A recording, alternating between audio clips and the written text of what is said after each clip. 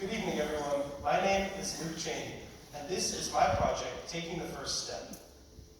The reason why I chose Taking the First Step to be my overarching analogy for my presentation is because I believe that just how a child takes their first steps towards walking, we need to help the youth of America to take their first step towards voting.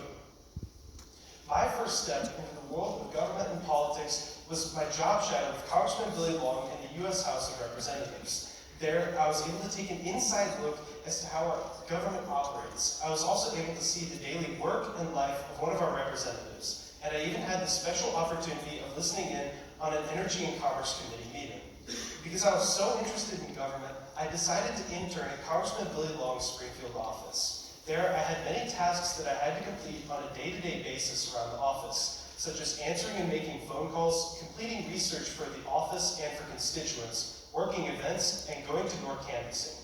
I was even able to meet with some interns with similar goals and aspirations as I had, which helped me plan for my future.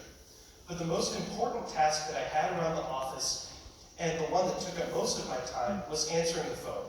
I noticed that I was getting a lot of phone calls from people between the ages of 40 to 70, and it made me glad that so many people were calling the office to get politically involved, but it also made me confused that there weren't a lot of young people calling the office. So it led me to ask the question, where are all of the young people, the people between the ages of 18 and 26? In order to investigate this further, I completed a 6-week research project through the Capstone class. There, I tried to investigate the relationship between becoming politically informed, involved, and then voting. To go further, I conducted a few interviews with people in this age group in order to figure out what they thought about the issue. I found out that a lot of the people who were politically involved were also politically informed. I also compared data from the last 30 years on British general elections to US presidential elections. I found out that the problem of low youth voter turnout is not unique to America.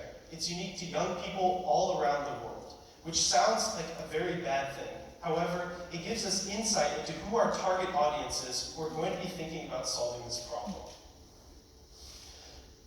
The data also suggested that the youth is the most receptive to new information and new ideas than any other generation. They also have access to more information than any other generation before them, which means that the solution to this problem will be highly effective on the youth. The data also showed that there was a shift between old methods of political outreach, such as newspaper and radio advertisements, to more of a digital method, through phones, tablets, and apps, which means that the solution to this problem has to be a digital one. In a study done in 2012, it was found that there was a 45% increase in participant turnout, and those participants